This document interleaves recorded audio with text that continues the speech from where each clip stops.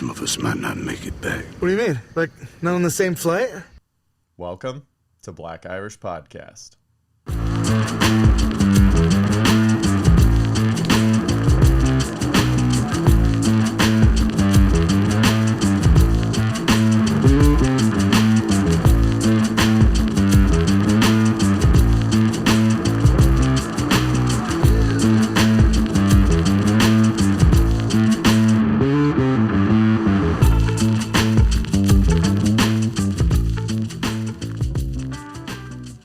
Hey there, and welcome to an all-new episode of Black Irish Podcast with myself, Brendan McCorkle, and special guest Stephen Timble, the Drunken Stoner. How we doing, sir? Woo! What's going on, man? Thank you for having me. I appreciate that. Oh, absolutely. Yeah, dude, I'm doing good. Good to see you. Good to have you on. I appreciate you filling in for Mike, who couldn't be here. He was having some medical marvel work today done, seeing the dentist, the doctor, all these kinds of things, and he just wasn't up for going. So I appreciate you filling in. Oh, dude, thank you for having me, man. It's always a pleasure to work with you. Yeah, it's interesting how we got to come to be in each other's lives. I mean, you know, as comics, you yourself are a comic, I'm a comic, and we just kind of, the world is very wild and weird that we operate in. And to find somebody that we can kind of be simpatico with and compadres and stuff, it's very few and far between that you get real connections, but when you do, they're solid. And you know, 100%, yeah. So for anybody that doesn't already follow the Drunken Stoner on Instagram, please do. It's the Drunken Stoner. It's the easiest one to ever spell and figure out. He's basically taking over Southern California as much as he can currently. He's doing these pop-up brewery shows. He's got all these standard reissue shows coming, you know, weekly, bi-weekly, monthly. Like, dude's getting it done. And so from being at the same open mic scene, he was so kind as to invite me out as a host of all of these shows that he does. Him and his lady do these wonderful, wonderful, fun shows where it's, you know, his big thing is new material all the time, which I appreciate, you know, and you are encouraging in the fact where you're like, I don't care if you have 10, I'll give you 20, figure it out. You know, like you're not the kind of guy, like you have spots, you have all different kinds of mics, which is kind of interesting and unique for a host to have, is because all your shows are meant to be fun and slightly chaotic. You know, that's one of the themes, is everybody's trying to get loose and have a good time. We're not here to be serious, we're here to be silly. But you also Inebriation Nation. Yeah, there you go. But you also structure it to where it's like there's some. You give enough people time to fail multiple times just to figure their own stuff out, to get out of their own way and not stick with their material. But you also have other shows where you're like, hey, bring your banging material. This is going to be a good show. So I appreciate that you run the gambit and that you allow all different types of skill levels, and doesn't matter how long anybody's been in the business. You know, you're kind of like, hey, man, if you're here to play, let's play. And I appreciate that. No, 100%, yeah. So well, you know, this is the thing. Go ahead. I wanted to ask you how kind of you came to come up with all this stuff, and maybe give us a little background on you. No, I've been doing comedy for a while. So every time I started, you know, I started to find a new place, I'd like it, and I'd kind of burn it out. You know, I'd do it so many times where it's like, you're not really gaining anything fresh from it anymore. The only thing you really gain fresh from comedy is being in front of an audience, not other comedians. Now, other comedians could really pollute the message you're trying to put out. It's really horrible because you keep doing comedy in front of other comics. Eventually, they're going to get to you. They're going to come up like, oh, you got to change this. You got to do this. You got to do this. If you're getting laughs from an audience, fuck what another comic says. Just keep doing you, man. And I see that in a lot of comics. There's comics who have different kinds of comedy. There's a million different kinds of comedy. You can't say someone's not funny. That means you just don't think they're funny.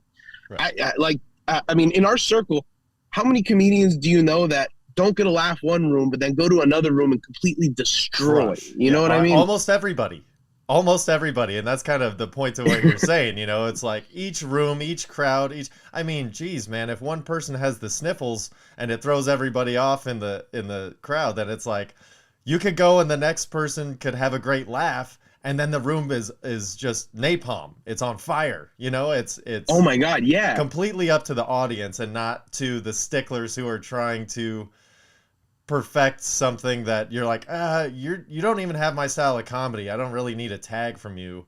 You're just telling me because I don't know why. I definitely get that sometimes. I found that for the most part, it's like people try and be helpful, and people are just kind of like, oh, hey, I appreciate the feedback for the most part, because I can also shrug it off like, oh, I don't value your opinion at all. I'm just going to know that you're silly and I don't appreciate you. So that, I can do that a little easier. I'm also a lot newer to the game than you are, dude. You've been running this gambit for quite a long time, because you didn't start out in comedy necessarily. Is that correct?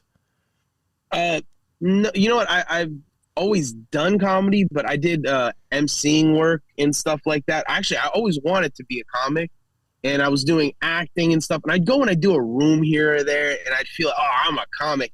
And that's a really dangerous mindset to get into, because you know what I mean? You're telling people I'm a comic, and then you run into a real comic, and they're like, well, where have you performed at? And you're like, so you kind of have to, then you start actually getting into rooms, right? Then you start, you do the belly room at the comedy club, then you maybe do the main room, maybe you do the Laugh Factory, and you start to realize these are all places that just have people that want to come out and have a good time. And for me, where do I like to have a good time?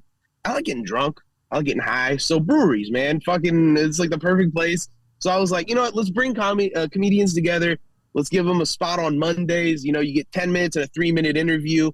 And then Tuesdays, you got a place to work out. I mean, we're working on right now. We're gonna change up the format a little bit. I'm gonna scrap Tuesdays for a while, just simply based on I'm trying to reformat into a different way. But 20 minutes is what I want to give people, just so they could. And what we've been doing. People don't. You work out material. People don't understand what 20 minutes is in this open mic scene. It's you are scratching and clawing to get on lists, to wait 5 hours to get 5 to 7 minutes, and you've got to pay a certain amount of money or buy a certain amount of food and booze and all this kind of stuff, and you're giving people 4 times what they would get anywhere else. Basically, they would have to hit 3 to 4 mics in order to get one session out of you in this, like in one of your particular shows. It's crazy. People don't understand how incredible that opportunity is to go and float. Or like me, like if I think I've got a solid 15 that I really want to try and hone in on, I can go do that with 5 minutes of fuck around and see if I can find new stuff. And then the next week, that's the point. Yeah. The next week I can go back and go, okay, I did that 15. I feel good about that. Let me explore for 20 minutes and have nothing on my brain it's like run away from the thing that's going to save you. Run away from home, run away from home and see how far you can go before you get lost and need to come back. Like go explore your brain, go explore other people's brains, see how they're reacting. Go, oh, I didn't even think that would have been a thought. Think of the angles of the angles. Just let anything go. Oh, that's the great part. Like, so I'll have, like yesterday, Gibby only prepared 20 minutes of material, right? Sometimes I won't give, if, let's say people are vibing you in the room and I don't have a comic after you and we have 30 minutes till closing, right? I'll sit there and I'll let you keep going. Gibby did 45 minutes last night. I'm not even shitting you. He had the people rolling all last night. And because he was just after, it was completely natural in the moment. After you do 20 minutes, something maybe hits you, something strikes you that you want to say. And usually you don't have time to say it. On my mics, you do. If you have 10 minutes, it's great because you could take that 20 minutes, you could crunch it down into a 10. Yeah. But with this 20 minutes, you really got to stretch stuff and find new material, and it pulls it out of you. It really brings, listen, if somebody wants to do a 30-minute special, you got to start with 20 minutes. That's just a fact. Yeah. And if you don't lift weights, you can't just go to the gym and jump into bench pressing. That's why I like giving these little workout rooms the opportunities for other comedians, because I'm working material out in front of everybody all day, man. I'm just you're I'm constantly like rolling. a psycho. No, well, this is a wild business, man. It's a wild world with a bunch of wild people, and usually the most unstable ones are the ones that want to talk about their dick in front of other people. Or clits, for that matter. There's plenty of women comics out there that are just as filthy as us. But, you know, it's one of those things where you do offer that kind of stuff, and you do have these wonderful, amazing shows. And this is a great time to bring up the fact that you are putting on a show in Gardena at the end of January. January 28th. January 28th, the Drunken Stone Fest. It's 12 hours of just off the wall fun. So our thing is pure insanity. Yeah. So Drunken Stone Fest is going to be this. It's going to start at 12 p.m. You're going to get there. And usually when you get to a festival, there's warm-up time. No, we're already going. When you get there at 12 p.m., comedy's firing on all cylinders. You're going to see it outside. It's going to be the loudest, most rambunctious comedians outside. And you're going to start getting like, oh, man, how do I escape this comedy? You walk inside. Guess what? You didn't escape comedy. You walked into a podcast now. And there's beer being served around you. Things are going to be happening all around you. You're going to be having comedians selling merchandise. You're going to be having comedians come up to you, tell you about their shows. It's just, it's going to be a whole vibe. And if you're not high and drunk by the time you leave this place, you personally didn't work hard enough. Like you did something wrong. You had to have. I'm pretty sure the air is going to hotbox you. It's going to be an outdoor event, but it's still going to hotbox you. If you're not chemically enhanced when you leave, then your plans went awry at some point. You should be sweating when you leave. There should be some sort of viscous chemicals leaking your skin. You should smell like low tide when you leave. There should be something coming out of you. Oh shit. Yeah. It's gonna be a lot of fun. I get to be on this show. It's gonna be so much fun, dude. I'm gonna be there all day. I can't wait to just you will absolutely be. I can't wait, dude. You're one of my favorite comics, man. Well, I appreciate that, dude. It's a lot of fun to be at your shows, and it's fun because you take the pressure off for it's funny because you're like one of the nicest guys, but as in your name, you're like, people just hang on to the stoner part. They forget that I get drunk sometimes. So it's like, you know, it's like every now and again, something will rub you the wrong way. And you're just like, hey man, how about next time don't show up? You know, like if somebody's rude to the show or another comic, you're like, oh yeah, by the way, we don't need you. And it's hilarious. And I love it because you offer good spots, and if people drop in who never met you before, you go, hey man, if you're nice to me, I'll give you the same spot as everybody else, which is wild. It's unheard of. And then if people have, you know, the natural thing of comics is to be defensive, and the first thing you do is to shit on some attack is the best defense, you know, a good offense. So a lot of times it's like, oh yeah, I thought there'd be more people here. It's like, oh yeah, well you didn't have to show up either, you know that, buddy? And it's like, then the room, you're able to turn the room on a dime, but you don't have to because you're like the guy that gives out hugs more than anything. But that's why it makes it so fun, is because you're like, hey, this is still a respectful show, even though it's chaos. We got to treat each other good, or I'm going to be the one that treats you the worst. Don't stomp on my people, you know? It's fun. Well, you know, here's the thing. It's like these people come, some people will message me online. They'll come and they'll be like, yeah, I can't believe I'm here doing comedy at the Drunken Stoner comedy show. And it's like, well, fuck why? You asked me to come here, or you just showed up. I mean, listen, I have no problem giving people opportunities, but don't shit on my show. What the fuck? Yeah. Like, that's for me to do. Like, exactly. That's your baby. Yeah. You don't hit my baby. I hit my baby. Oh, absolutely. Dude, did you see this new thing about these artificial wombs? I'm sorry, that's a little off topic, but it blew my fucking mind. This is what we do, is we go off topic. Okay, so I did see a picture of an artificial womb, but I don't understand what it does. I don't either. I didn't Is see it for where clone you insert babies? your penis. That's not how you have sex. You don't stick your penis in the womb. Well, I mean, you have to fuck something, right, to make this baby? Yeah. What do you fuck to make the artificial baby? You just need the lubricated friction to get your jet streamers going in there, and then it's an adventure. Did you get kicked out of health class like I did?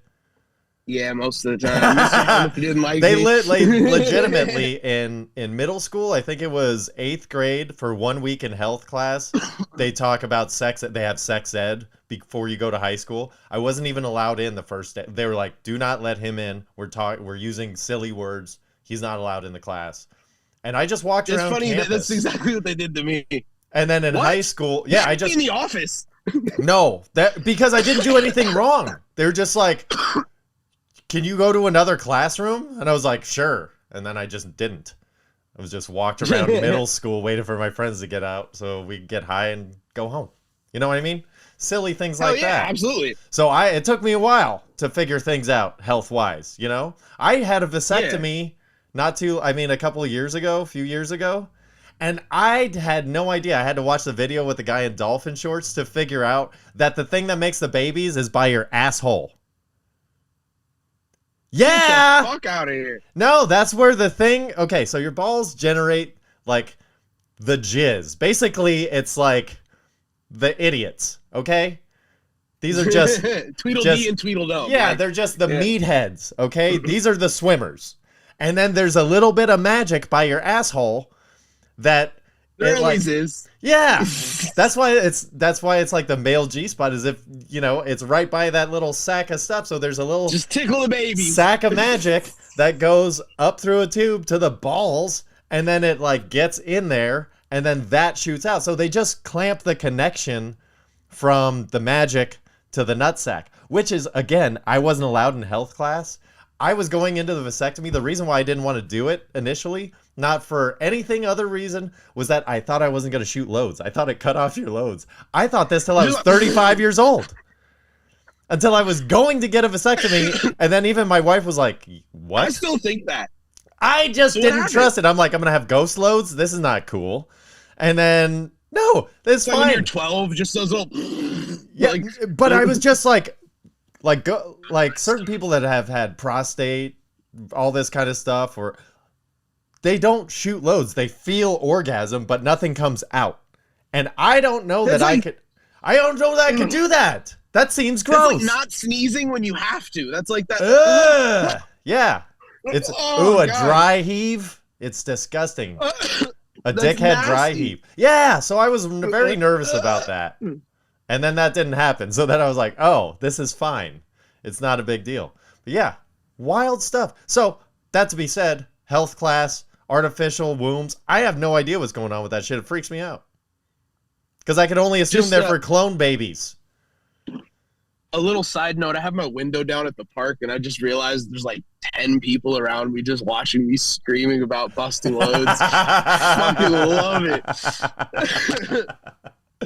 Hey, podcast on the go. That's how we got to do it sometimes. Dude, Black Irish podcast. Especially when you're filling in. Much, much appreciated. So, considering we're in this wild arena of comedy and we got to deal with all these wild animals, I had a question for you. What do you think is the ultimate animal combination? Like, if you could put two animals together... I was just thinking about this yesterday. I thought, I was like, at first I thought bear and wolf, but like I said, nah, because it's too similar. I think the best combination would be a bear eagle. Imagine a fucking bear. Who'd fuck with a bear eagle? Okay, but how would that work?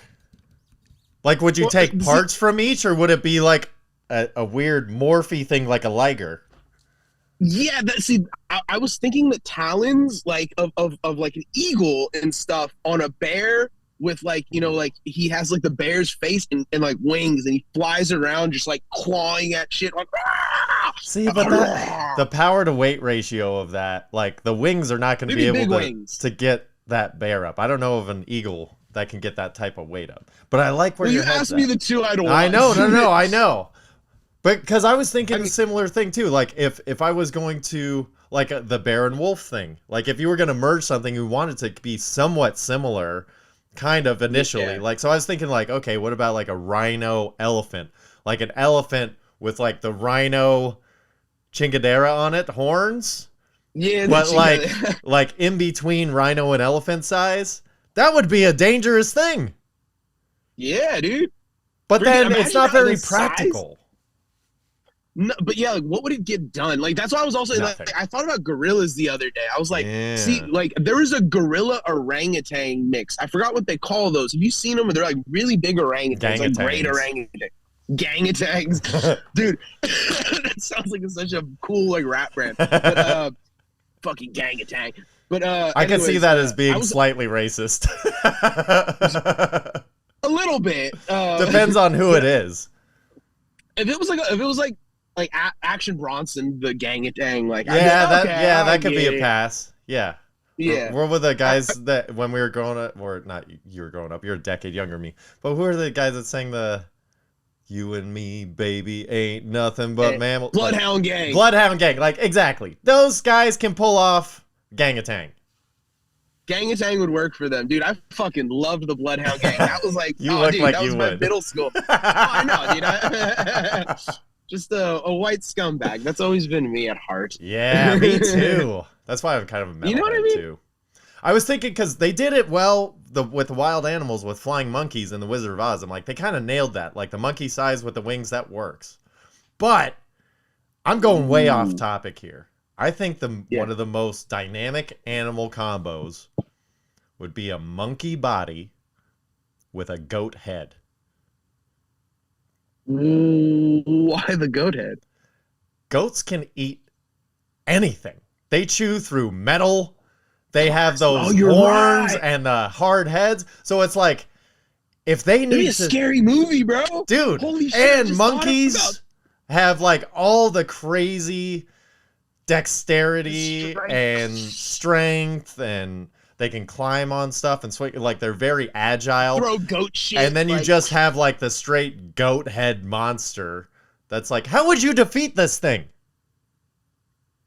What noise would it make? The goat noise or the monkey noise, or like a hybrid? Ooh, that's a good question. What? Okay. Ooh, ooh, ah, ah, bah. Ooh, ooh, ah. I don't know. Maybe something like that. It'd be terrifying if it did. Just with the goat mouth. Dude, you need to make that a scary movie. Just, just start writing it. Just someone will pick it up. I was thinking about a sounds children's fucking book. horrific. Children's book sounds right. It could be lightened, but that might terrify children. I don't know. Dude, when I was a kid, I watched fucking Chucky. Dude, we watched it and stuff. But I feel like 90s kids and 80s kids were so screwed up because, like, the movies they put out for us as kids were even scary. Fucking, yeah. Do you remember, like, they had that, what was that movie called? Labyrinth? With, yes. David Bowie. With David Bowie. That movie was fucking horrific as a kid. I watched it as a child when I was maybe like 10 or 11, and I have yet to watch it again. I'm like, nah, man, I'm good. That is creepy as shit. That's like also watching like a bad acid trip. Like The Wiz. Did you ever see that version of The Wizard of Oz? The African American version? Nah. Oh, yeah. No, that was the good one. That was with Diana Ross and Michael Jackson. I was going to say, I like that quite a bit. No, I like that one. No, it was Return to Oz. It was Return to Oz. That was the one where, like, yeah, it was the one where, like, instead of flying monkeys, all the guys had, like, wheels for hands, and they were all in all fours, and, dude, super weird. Super creepy. That movie was fucked up. Yeah, I watched that on acid. I mean, I probably should.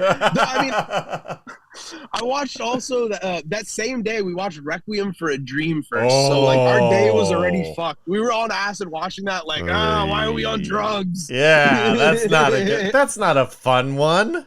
A fun one.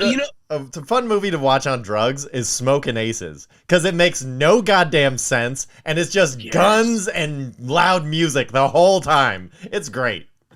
And it doesn't, dude. You can't watch it sober because you're like, really? Ray Liotta is a fucking FBI agent. It's just like, that movie's just pure. It's so good. Everything is so good. Yeah, so badly good. It's we used to stay up till about 5 a.m, and the sun came up, watching it on repeat in the background, if that makes sense. Oh, hell yeah, dude. It's that kind of a movie. It's that kind of a movie. You walk in, jacked up at any moment, and you're like, I love this scene. And then you walk out and do whatever.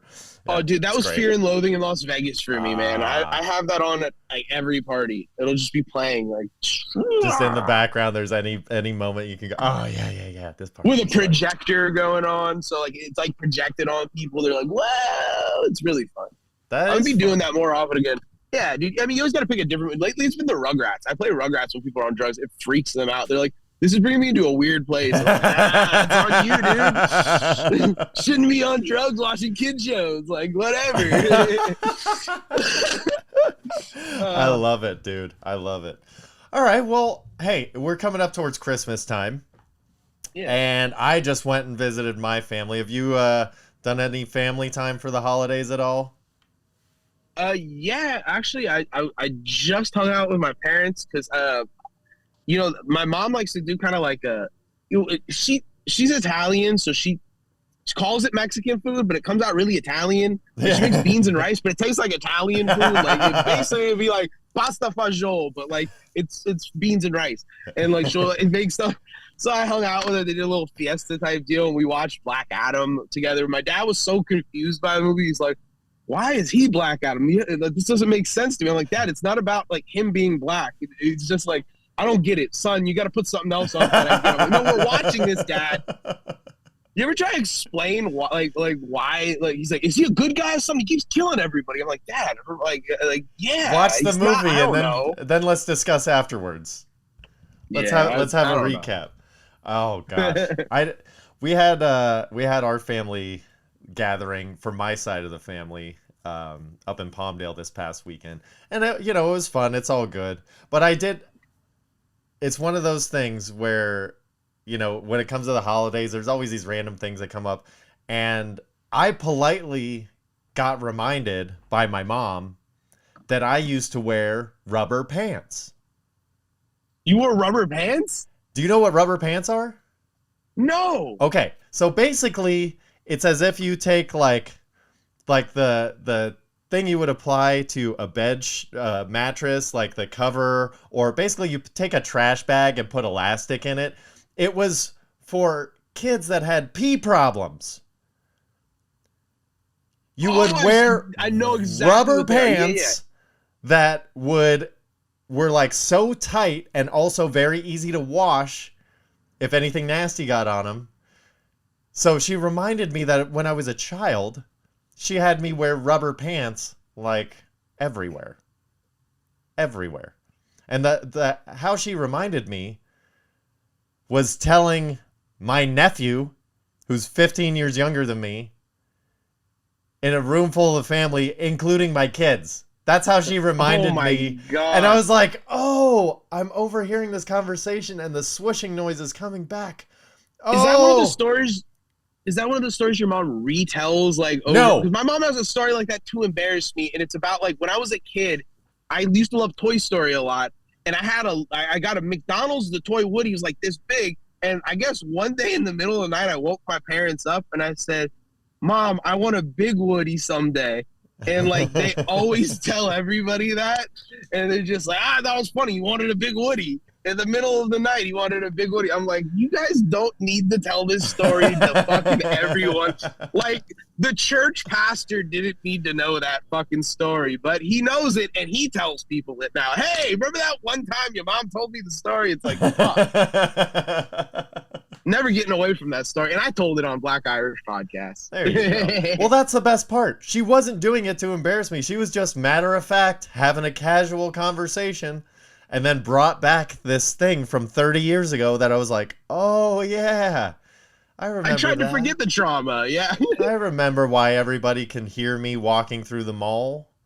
Oh. Oh. And from what I recall, I didn't have that big of a pants wetting issue. It was more of a, I don't want to deal with this issue.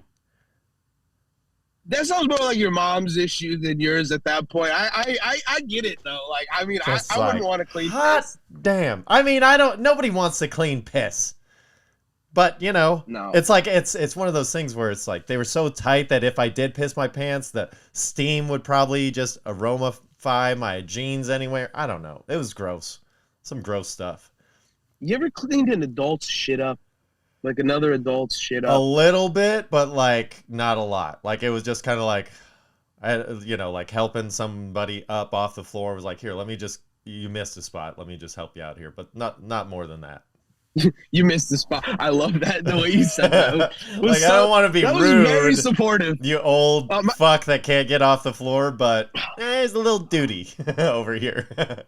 My grandpa, before he passed away, or I was out there watching him, he had to get ready for an appointment, and he ran to the bathroom real quick before he left his appointment. He gets picked up by a nurse, and he runs to the bathroom, and he comes out, and then the whole house smells like shit, and he's rushing out, and he has cologne all over him. He's like, oh, bye, I'll see you soon, And I'm like, damn, this house smells like shit. So I walk into the bathroom, I open it, and there's shit all over the wall inside the, like, he got inside the bath and it smeared all over the wall but there's a big chunk that was still stuck. And I'm gagging. So I go, fuck, what do I do? So I go and I grab a Carhartt shirt. I cover my face. I make like a ninja mask over my face. I put bags on my hands and stuff. I go in there to clean it, and I'm gagging, and I throw it in the toilet, and I'm like, fuck, I gotta wash it off the wall. And my grandpa's house is old. All he had to clean was fucking ammonia. So I take this ammonia, and I'm just splashing it on the fucking walls. And I turn the sink or the water on the hot water. It turns right on to hot. It starts steaming this ammonia, and I start getting like I'm about to pass out. So I walk out of the room. My grandpa comes back because it's been like an hour now, and he's about to go into that bathroom, and he's walking down the hallway, and you see him start slumping. He's like, "What's that smell? Are you trying to kill me?" The ammonia had filled the house. I almost killed my grandpa trying to clean up his shit. Man, it was an interesting one. I'm not a big fan of cleaning up human shit, but that was my grandpa. Yeah, you got to do it for people you love, for sure. It's like you do it for I'm old sure people. He might have done it. Do it for old people. Do it for kids. Do it for people that can't do it for themselves. That's all good. Yeah, absolutely. On this holiday fun, before we switch to sports, there's this beautiful program that I want to let everybody know about for next year or whatever, called Operation Secret Santa or Operation Santa. I think they changed it from Operation Secret Santa to Operation Santa because everybody was putting Operation SS, and that sends the wrong message. So I was doing Operation Santa at the post office, and basically you adopt letter or a couple letters for kids that don't have the means to have stuff, and then you can send them presents anonymously, and it's all taken care of. It's very fun, great program, whatever. However, you do still have to deal with the post office, which is crazy because you're like, I'm doing a program that's your program. Y'all are making it difficult. So I go to drop off these presents. You have to package it yourself, pay for the whole shipping. I'm like, you guys don't give a discount on shipping?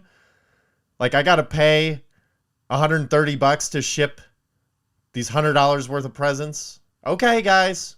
Okay. Whatever. But I get to the post office, and I start cracking my knuckles in line, and I realize, like, there's a lot of people that is a very aggressive sound, like nails on a chalkboard to them.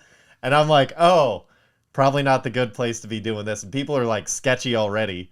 Because there's a line. It's, it's the post office at the holidays. You got to expect it to be a little crazy. Happen, yeah. But my favorite part is I'm in line, and I'm like, why is the line taking so long? And it's because every single person is freaking out about how much it costs to ship stuff. They're like, what? This is $20 in this box. It cost me $60 to send it to this person. Like, everybody's just like, what is happening with this? It's like, oh, is it everybody's first time? I don't know. So that part was hilarious to me. So then I get to my part where I get to deal with the post office. I get up to the front, and this dude working the counter I'm like, hey, I'm doing this Operation Santa thing. He's like, okay, here, let me get going. I see within 2 seconds, he has no idea what he's clicking. He's just clicking to find something. Fast forward 5 minutes. He does it wrong 6 times. 6. Ask the manager next to him. She's like, this is our first one this year. I'm like, okay, that's great, but it's not my first one. Can I tell you guys what to push? And you start pushing that. And they're like, sir, we've been pushing what you've told us to push. I've handed them the printed out instructions from the post office that says, give this to the postal employee, basically, if they don't know what they're doing.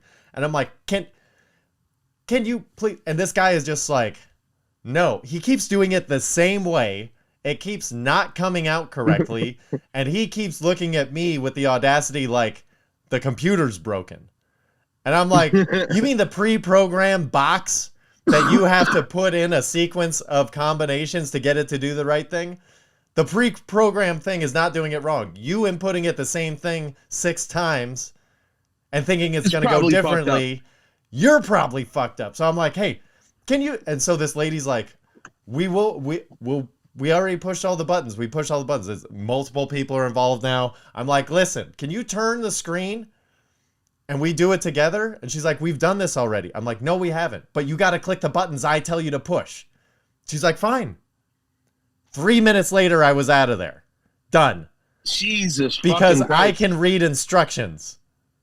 Like, I don't know what the new thing is where people get hired. It doesn't matter where it's the post office or anywhere, the store. I run into this a lot. Tell me if you do. Bartenders. People get hired for a job and they feel like they have to figure it out. No. This is standard operating procedure type of position. You don't need to figure stuff. We didn't hire you for your brain, buddy. We hired you to push the right buttons in the right order. Don't think. You don't get paid to think. If you think that this level of minimum wage that we're paying you is enough for your brain, then you devalue your brain. Or maybe it's the right one. The amount is correct. Like, there's some goofballs out in this world that we got to deal with. Oh yeah, 100%. It's a beautiful transition to sports and Carlos Correa. Because that guy's a goofball too. I don't know what the hell's going on with him. He was supposed to sign with the San Francisco Giants on a 13-year deal for $350 million, like giant deal. Bryce Harper level, 13 years. Now, something comes up in his medical examination that the Giants didn't like. So they're like, we're not sure that we're going to execute this 13-year deal on this 28-year-old dude. Like, you're going to play till you're 41 and we're seeing some stuff on your medical report. It's like, okay. So literally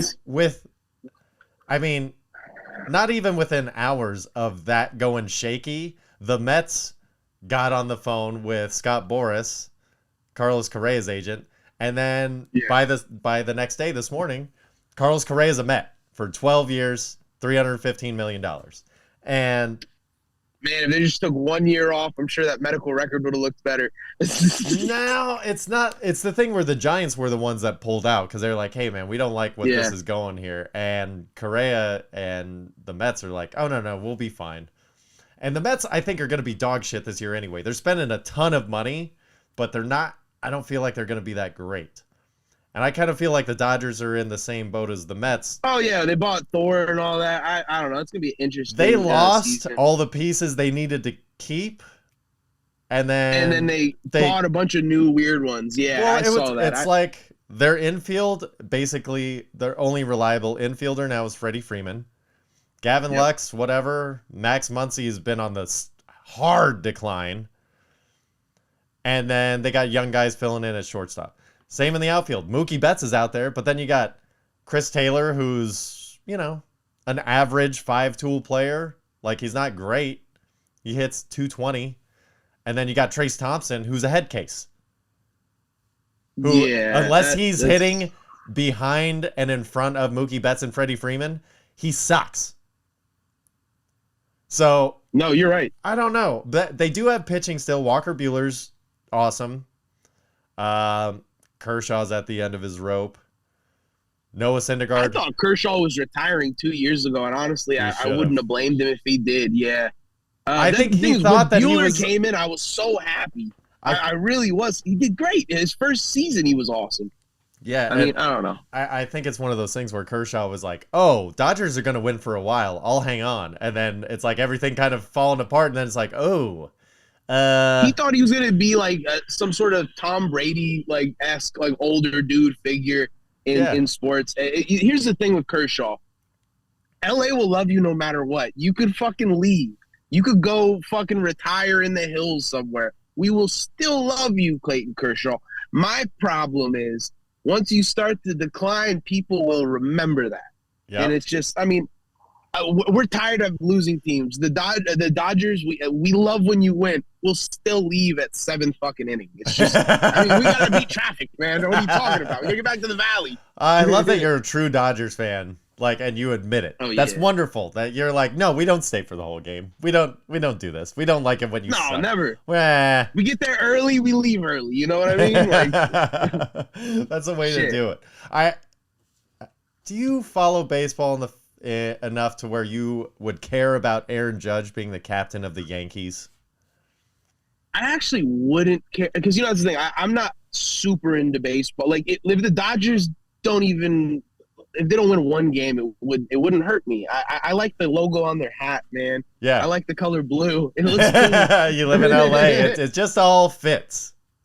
Yeah, dude. Like, I mean, I get a little more hurt with like boxing and MMA when stuff happens. Like when a fight gets called off, or like when there's an upset and a loss. But with baseball, it's such a smooth sport. I enjoy it even if they lose. I have a great time going to a baseball game. It's relaxing. It's like fishing for me. Oh, nice. You know? Do you watch soccer at all? Yeah, I've been getting into LAFC a bit. I mean, of course, everybody right now with the World Cup. I was watching Argentina a lot. I kind of just, I jumped on the bandwagon with the Argentina. As every American does. I'm Italian. I'm supposed to like soccer. I've watched it my whole life. I've gotten recently interested in it. You know what I mean? That's fair. The most important part of the World Cup was, did you see the party they threw? Oh my God, dude, that was freaking awesome. I want to know I want to know in a couple of days what the body count is for like injuries, deaths. You cannot have 4 million people partying butts to nuts and nothing goes wrong. It's impossible. In America, you can't. Other countries, I feel like it's probably not that much of a problem. The thing is, people know how to handle themselves. Out of country, they fight. Like, people like fist fight and stuff. Like, if you did that shit in LA, cars would be flipped. Yeah. 50 people would be shot. Like, crazy. They'd rename a team or something. I don't know. The Raiders, they're racist. We're not calling them that anymore. They're the something else. I don't know. Oh, the Raiders. You are a Raiders fan, aren't you? It's the controversy behind it, man. They left in '92 from Los Angeles. I was born in '93, so like they were kind of the last Los Angeles team of my era. Like, so I was like, yeah. I mean, I've always really just like fell behind them. And then like everybody, like I grew up in the Valley. If you do not see a Raiders flag in front of someone's house, they're not from here. They moved here afterwards. Like, you know what I mean? Yeah, it's just part of our culture. Who's your team, man? The 49ers. So 49. Oh, dude, me and you have some rivalry to get to. Oh yeah, because I'm a Giants fan. I'm a 49ers fan. I'll watch soccer from time to time. I like LAFC. Been to a couple of games. It's so much fun. They're so much fun. LAFC stuff is awesome. Yeah. Yeah, the 32-52 is one of the best group sections in soccer for American MLS, whatever. Not saying anything against all the regular soccer football fans who are real fans. The complete opposite of our LA style, where we kind of just show up when we feel like it. And we're like, yeah, it doesn't really affect my day that much if they lose. No, yeah, dude, I don't know, man. We come from a city where we're doing stuff. We're not like from time. Like. And not like I'm saying other cities don't, but there's a lot less going on. Well, that's the thing, is if you're in Chicago and you have like a nice place to go downtown and drink at a bar, but it's freezing butt cold outside and it's miserable, you're going to latch on to something like a sports team, especially the more secluded you are. Like, Nebraska fans are hardcore for a reason. I mean, shit in Nebraska except for one football team. You know what I mean? That's the thing that you do. It's like Husker Stadium's always filled up. It's the entire state of Nebraska's there. That's everybody drives to Lincoln. You know what I mean? Oh yeah, it's something to do, man. I get it. Like, that's the thing. The smaller if you like go to these minor league games, those things are jam packed because it's city pride. They're so freaking. You ever been to a minor league baseball game? Oh yeah, we used to have the Lancaster Jethawks up where I lived, and that was, I mean, dude, you were telling me about that. That's right. Fantastic. We were talking about that. Yeah, so I mean, I just love sports, so I'll go see amateurs do it too. And not for nothing, growing up, being one of 6 children, my dad could take us to a Jethawks game on like a kids come for free night, and the whole family goes and has a good time and gets hot dogs and a drink for $20. That's a great experience. Dude, that's what it's about. If people have lost sight of that, you go to a Dodgers game and you really can't take a family with you these days. You see a dad and his friend go now. You will hardly see, I mean, unless like a rich family, you will not see a group of like 4, 2 kids, their friends. I remember when I was a kid, that was a rarity because they'd come up, every now and then they'd have like $5 tickets or something like that. Turn back the clock night. Yeah, it's some shit like that. But it seems like these days it's like $40 for a ticket. You go in, you spend $9 a Dodger dog. You gotta get a beer. What the fuck? You're not gonna get a beer with a frozen top like that? 15 on that. It's like, dude, you got to get a little mini baseball bat so your kid doesn't get beat up by the Giants fans. Yeah, because that's what happens. That's how it goes. Well, those Giants fans always beat up rowdy Dodgers fans is what I heard. I always my old lady always, was nervous with me going to Dodger Stadium because I'm such a Giants fan that I'll root for anybody that plays against the Dodgers. But watch out when the Giants come to town, because I'm head to toe Giants gear. Like, I don't care. I'm rooting for my team. And I'll sit down, I'll be nice. I'll be like, hey, guys, like, I'm rooting for the other team. I'm not going to curse, but I will be rooting for my team. That means I'm also rooting against you guys. I'm not going to curse. That usually goes well until about the 6th inning when the beers set in. On beer 3, that's when shit starts getting thrown. Comments start getting blah, blah, blah. And like, I'll refuse to leave. Fuck that. I'll stand up, turn around, and be like, excuse me, what are we doing here? But there's been a couple of times where it's like, where my wife's like, hey, man, I really like to go now. Like in the 8th inning, I'm like, all right, we'll go. Get shit thrown at us on the way out. Well, meanwhile, she's head to toe in Dodgers gear. Like, people don't give a shit. But neither do I. Oh, no. Neither do I. Because guess what? I'm going to keep showing up. And if it bothers you that much, that means that I'm doing my job better than you're doing yours. I'm heckling you better than you can heckle me, and I ain't saying shit. That's so much fun. Beat somebody at their own game. She's doing great. We're almost there. Oh, no. Sorry. I was just grabbing something from her. What was it? Have you been kicked out of a game? Any game? I got kicked out of a church basketball game by my own team for showing up hungover. That's pretty cool, though. I never really got to play. I got kicked out of warm-ups. They're like, you smell. And I was like, so what? You're like a Blink-182 music video, bro. I hate Blink-182. You're a Sum 41 fan. I can see it. No. You don't like that bubblegum shit, huh? No, not really. No. I mean, Blink-182, Sum 41, I actually would prefer over Blink-182. I'll listen to Fat Lip. Fat Lip came out when I was in some type of school. Like, I'll listen to that. Sure. Not on repeat. Yeah. But Blink-182, I have a huge stigma for the nasally, whiny... Ugh, I hate it. I hate it. How do you feel about Cypress Hill then? Oh, I love Cypress Hill. It's so funny because then there's the nasally and then there's nasally, but like the way he does it almost sounds evil and it's kind of cool. And Blink-182 is whining. It sounds whiny. I can't do that. I can't do it. Yes. I hate complainers. I hate complainers.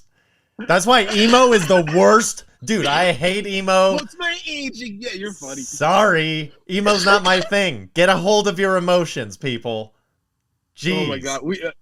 You got to hear Gibby's bit about his beanie and his flannel. He said, like, he takes it off, he puts it on. Have you heard it? He's great. I'm not going to kill his bit. You gotta hear his emo bit. He's the best. I know he's an emo guy, and like even my brother's an emo guy. So much so that him and his lady were gonna go to that festival in Las Vegas that got canceled due to wind. Like, wind was too much for these fragile people. And I made fun of it the same, and he loves it. And I'm like, sorry, man. Your stuff is silly to me. I'm gonna make fun of things that are silly to me. I don't care if it hurts your feelings a little. I listen to too much rap. If I get depressed, it's like, let's do something crazy to feel better. Like, you know what I mean? Like, I get it. Let's feel sad and not hurt anybody. But it's like, why not just hurt a few people and feel better?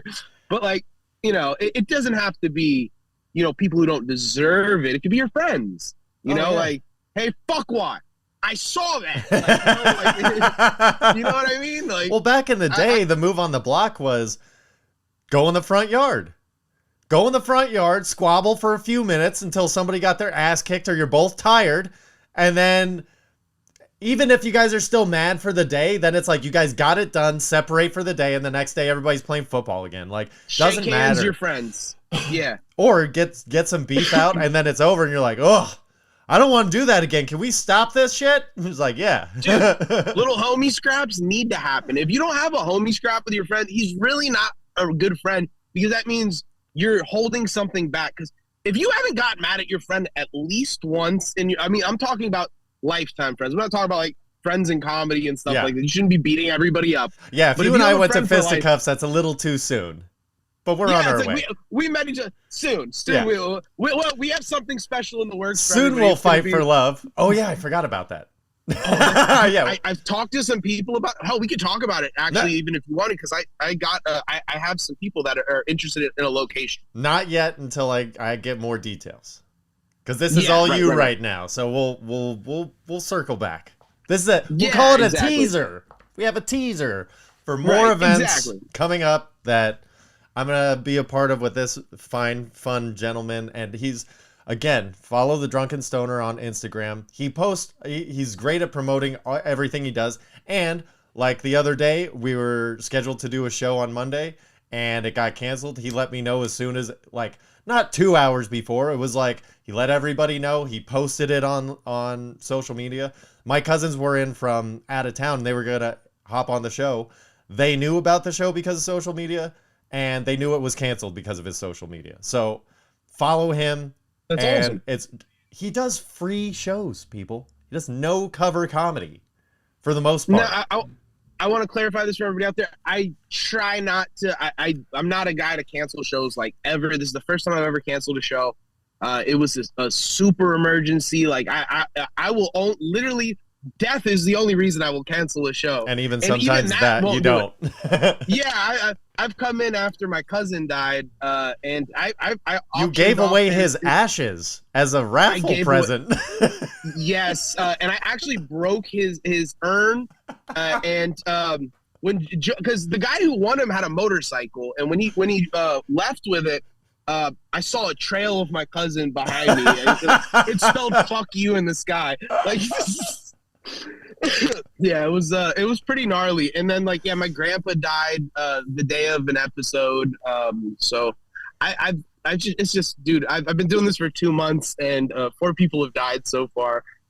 So we'll see how many people we can kill with my comedy. That's we're killing it out here, man. Aaron Carter, I'm pretty sure we killed him. I think that's a victory, though. I think we did good. One win, but 3 losses. Okay. I think it balances out, though. It hasn't balanced out yet, but we lose a couple more scumbags, and then we're right there in the good pocket. So, I mean, basically, we're killing for comedy, guys. All these people, quite literally, they lost their lives for something great. No, that's a horrible thing to say. Now, come on, they were gonna die anyway. They're dead. Yeah. Rest in peace to all those people. But anyways, yes. Off topic. Our shows, I try not to cancel. Come by anytime. Every Monday it's free. And this dude, like I told him, he has an open invitation. So you never know when you'll see Brendan McCorkle. I mean, I try to book him to put him on flyers every now and then. Sometimes he'll show up and I'm like, oh, you got to get on. And he's like, no, not now. And then he's like, all right, now.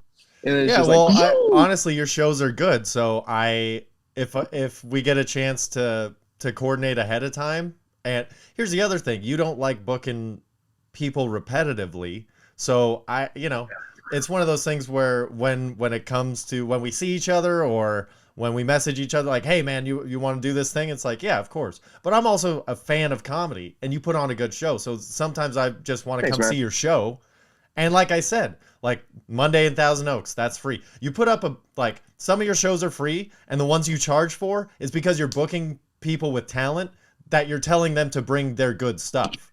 So when it's a paid show, you've filtered through all these other people that do your free shows and you're like, okay, here. And then that's what you've basically done with your Drunken Stone Fest at the end of January. It's like a bunch of these. Go ahead. I gotta make a tiny announcement. So I had a tour scheduled for February. got canceled because they watched an episode and saw comedians doing mushrooms, and that's something that doesn't align very well with their family values. And I still, like I said, I love Great Notion. We're gonna be doing big things in the future with them, but right now they said we can't have an episode filmed if stuff like that's going on. So the tour's on hiatus right now, but we still got a lot of great things going on. Well, that's just one spot, but no, listen, I'm not worried about it. I've seen what you've already started doing, you and your team, and you guys are crushing it. You guys put on good shows, and you put on a fun time. You have a very welcoming atmosphere, which is very rare in this comedy business. Usually you gotta feel weird about trying to get your way in, and people think you're kissing their ass to try and get time when you're just trying to be a nice person and get some time. And it's nothing but good things for you on the horizon. I can't wait to ride the wave with you, and we go back and forth on supporting each other. It's going to be a wonderful, beautiful thing. But that being said, yeah, dude, absolutely. That being said, I do know that you started out this whole getting yourself out there more by gaming. Is that correct? Do I have that somewhat correct? Gaming. Did you stream gaming? No, I don't even have a PlayStation, man. I don't play video games. You didn't stream anything? What? Your lady lies. Maybe she meant she's not gaming. Maybe she was talking about streaming. No, because I do reviews. I did beer, and that's how I got myself out there. Was beer and weed reviews. Maybe she told you that. Maybe. We'd stream them on different platforms. Yeah, we started off with beer reviews. Then we went to weed reviews.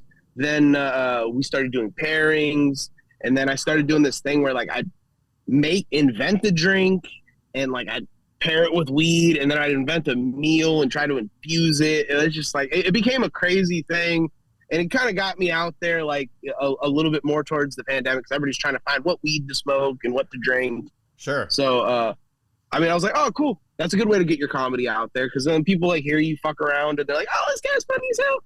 And I was like, oh, cool. I'm glad you guys think so. Come to one of my fucking comedy shows. And a lot of those people that we brought to, not a lot of, a few of the people we brought to the Palmdale one were like, dude, I watched your weed reviews. I'm like, no way. Nice. And they're like, yeah. And that's how I got all my weed sponsors. That's how I know everybody in like the beer game. I know how like everybody in the cannabis industry that knows me before I started doing the Drunken Stoner as a persona. They knew me like just as Stoner. They just knew me as that guy. Yeah. So I've been around for a while doing stuff like this. But comedy, I'd never thought about putting it online. I don't know why. I was like, they're gonna find me. Like, I don't know. I'm retarded like that. Sometimes you think you're better than you are. You think you're above the program. Nobody's above the program, Oh, trust me, I found that out the hard way. I'm like, oh man, if I put out good content, like, if you build it, they will come. And it's like, well, yeah, kind of, but you got to lead them to it. And that's the part I'm terrible at. I'm terrible at leading people to it. Like I was saying, your promotional game is on point. Mine sucks, dude. I suck because I hate it. I'm an old bag that hates new shit, and I just am like, the time I gotta give it takes. To Sarah, man. She kind of guides me in the right way. She's kind of a miracle worker at all that stuff. Like I said, I did construction before I started a website with Sarah, and so you said gaming. I sold games. I sold a lot of games, but I'd never played games. Like I said, I played Nintendo and stuff. Maybe she was talking about that, because we have a website called The Dream of the 90s. I sell toys, games, vintage stuff. But now it's like women's clothing. It's really turned into, and none of that's vintage. It's all brand new. I don't know. I like women dressing nice. I like seeing a woman in a fine clothes, or out of a fine clothes. Who knows? But would you ever date a female referee in the NFL? If she's just really nice, like if she had a really nice striped shirt, or depends how she blew that whistle. I think the scrutiny of dating a female. I like unnecessary roughness. I don't know. Ooh, unnecessary roughness. And the roughness was a good flick. Great flick. Oh, dude, that movie. I haven't seen that in a fucking long time. It's a good one. I still remember the logo for it with the football with the horns on it. Yeah. Yeah. Yeah, I haven't seen it. she was the kicker, female kicker. That's right. Oh, Necessary dude, roughness. that was a great movie. I haven't seen that in like years. All right, well, considering I'm going to call an audible here. We do a top 5 list every week to wrap up the show. And considering that you got your kind of breakout or whatever in beer and weed, give me your top 5 favorite things to consume, whether it be beer or weed, and let me know what it is, either the strain or what the beer is. So you could have 3 beers, two strains. You could have 4 and 1. You could. I don't care. Give me your top 5 favorite things to consume to make you feel better. The number one,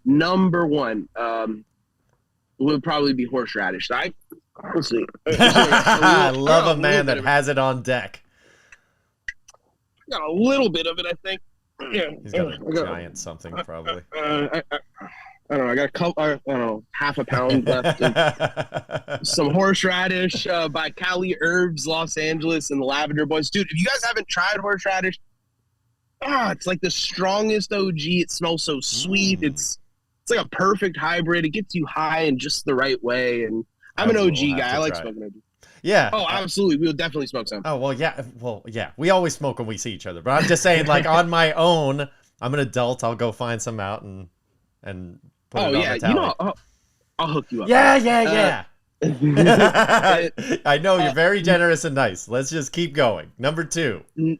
Number 2, I love a good beer, and I mean I've been kind of partial towards Eureka because not only because I do my show there, but because they have this beer called Pills of Creation, which is just this super delicious beer. But I'd say that's my number 2. So what type of a beer is it? Pilsner. It's called Pills of Creation. It's a okay, really nice, light but not too light beer. Good flavor, and light, but you don't feel like you need to drink 6. It's light in flavor, but you feel it. You don't need to, but you will. Like it's just delicious. You can keep drinking them, but you don't need to. That's a nice light beer. There's not a whole Yingling. It was one of those beers that I like that. Like it's like I love Yingling. You could just drink them all. Like you could drink them all day, but you don't need to drink them all day. Oh, 100%. That's the thing with Yingling. It's so light, refreshing, and it's the oldest beer in America. So I'm gonna go ahead and put that as number 3. Actually, there you go. If anybody knows me, I have a fridge at home. It is anytime I leave this state, if I go past Texas, I'm bringing a case or 2 back. I have a whole fridge stocked with Yinglings. It's just my favorite go-to like cheap, like shitty beer. Yeah. It's not that shitty. It's good. Like I don't know. And then after that, I like smoking like a purple weed every now and then. So like my buddy has a stuff called, well, actually, you know what? I'm gonna switch that. So one of my other buddies, Alpha Smoke, has this strain right now called Sour GMO, and it's like funky but sour and like tangy at the same time. So it's just like this full encompassment of flavors that hit you, and it's like a really weird high. Like it feels like your head's just being squeezed until like it's gonna pop, but like in a good way. Like it's super intense. I like it. And then I don't know. So what are we at? That's 4. And then 5. Let's say acid. I just fucking love frying balls. Like it's just. I did acid today, but like I kind of got a cough, so I'm like, dude, I'm just gonna think about that all day, and I'm gonna start choking, and it's just gonna be the worst. So I didn't do acid, and I'm glad I didn't, because then I'd be having a conversation with you just frying balls right now. But yeah, that could have been fun too. There's always tomorrow. A little vitamin C today, a little LSD tomorrow. Never hurt anybody. Yes, I mean, it an probably has, and some LSD. Okay. Yeah, you'll be fine. Only if you're peeling your face off, thinking it's like get to the skin. Get off the skin. I think that's bath salts. Isn't that thing gone for a while now? Bath salts no longer a thing. I'm sure you can get it. Like it's just probably not as fun. Like you used to be able to get it at like fucking. Did you ever go buy those like legal drugs like at the store? I mean, sativa or not sativa, salvia. Done salvia. So I've done salvia. I've smoked spice, And I even tried bath salts one time, and it Oh. wasn't that bad. I snorted them like they were Oh, cocaine. And no. I'll tell you what, it was less like cocaine and more like fucking some horrible psychedelic mixed with drinking like fucking dextromorphin cough syrup. You know, that DXM cough syrup that makes you feel like, yeah, it was pretty gnarly. I wouldn't consider it like close to any uppers. Not that I say cocaine's good for me. I don't do cocaine, but I mean, hey, for $15, if some guy's selling you like fucking 4 grams of something called bath salts before you saw the zombie thing, why wouldn't you? Why wouldn't you try it? I was 19, man. It was awesome. Oh, gosh, you are a wild man, and I love it.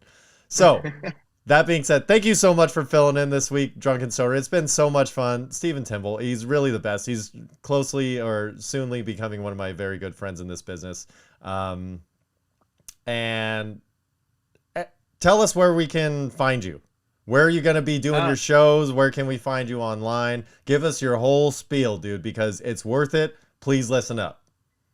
So I right now I'm working on something very, very, very big besides the festival. I'm kind of investing my own money into something right now, a passion project, which, you know, it takes like a lot of loss for you to go like, dude, what if I'm next? So like right now I'm just like, actually, that's what I'm doing. Like, I mean, today, what my mission has been securing this thing. And so I'm doing that. And every Monday I got my show, the Drunken Stoner comedy show. Starting in 2023, we're going to be doing shows all over. I don't like announcing dates so far out. Like, I like doing 2 weeks out. I know that sounds super crazy, but you need time to advertise.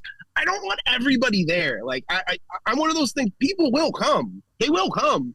And like, if something changes that far in advance, you know, especially in the comedy world, like people drop out and venues change and deals get 2 weeks is where I'm comfortable too. And I've had this talk with other people, and it's like, for something big where you're going to be selling tickets coming up, like the Gardena Festival.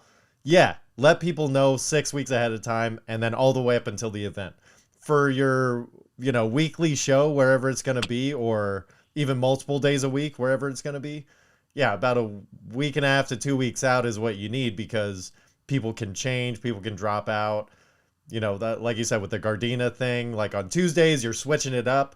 So if you're already promoting that for next year and it's not happening, you know, there's a bunch of stuff that's in flux in the game that we're in. And as somebody who's got to control all those things, I agree with the timeline. I know not a lot of other people don't, but I do. And I think you have this nice little pocket of people. It's like, if the people that show up want to be there, it's not like they feel obligated to be there, because that's something I've noticed too that doesn't get spoken about enough in these comedy crowds. It's like, people will buy tickets in advance, so far in advance, because they want to be a good support or whatever to somebody else. And then they don't want to go when it shows up. And then there's like this crowd of curmudgeons, and you're like, I thought y'all were at a comedy show. And then y'all are just bitter because you guys are supporting your friend who you are in a fight with now, and you don't want to be here. And it's just, come on, man. So I agree, dude. You could be a testament to, like, this is my thing. When I used Palmdale as the perfect experiment, I said, all right, well, if I have 2 weeks to advertise something, how many people can I bring out? And we brought out a fair amount of people, and every single person that was there was completely engaged with the comedy show. And that's what we wanted. And if you don't want to be engaged with the comedy show, please do not come. And we, like I said, we make it as a fun, stonery, drinking kind of environment. If you're uncomfortable with that, don't come. But usually those people buy tickets like right the day of. So it's just like, so I mean, for me, it's right where I feel comfortable just being like, I've always been turn my homework in and do it like right when I'm in class type kid when I was in school.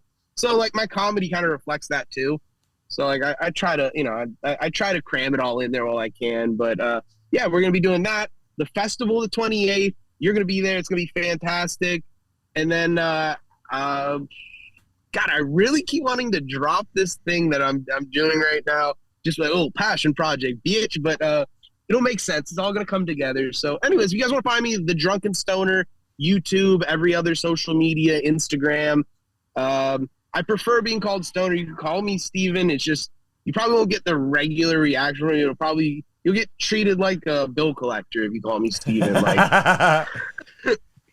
that's like, what that's what all the old guys that come to do the comedy shows, they're like, they have such this thing where they're like, I can't perform for somebody that I'm calling the Drunken Stoner, so they're like, the Drunken Stoner, Steven, like they gotta crowbar it in there so that they feel like it's a real thing.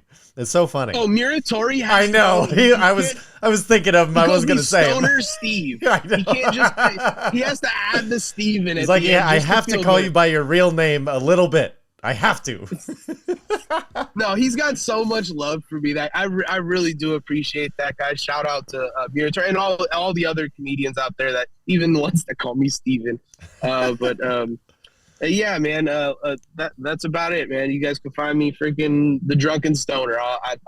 Or you could probably find me off Sepulveda Boulevard, twisted off my ass, maybe naked. Most nights. Nice. All right, so follow the Drunken Stoner. This is a very good dude who I plan on spending plenty of time with in the long comedy career that we're both going to have. That, and run back your website for the 90s / new stuff. www.thedreamofthe90s.com. Thedreamofthe90s.com and the dream of today. Yeah, and I really like that, actually. I might use that as the slogan. There you go. TheDrunkenStoner.com. If you guys want to find any of my tickets or dates for one of my shows, or you guys want to buy some fucking merch, got these hats on there. Actually, no, these sold out. Sorry, I don't have these anymore on there. But I'll figure you guys something out. Something new, something delicious and vicious. Right on. All right, well, you can catch us each and every week. Every Thursday we come out, Black Irish. You can follow myself at Brendan McCorkle Comedy. You can follow Mike at Black Irish 213. Again, follow The Drunken Stoner at The Drunken Stoner anywhere you can, including YouTube. And follow us at Black Irish Pod. Love you guys. Thank you so much for being here and doing this. It's always a pleasure to see your face, even if we can't be face-to-face. I appreciate you very much. You, bro. Take care of yourself. I don't know what that was. Everybody be good. Peace. Later, man. Oh, you staying on?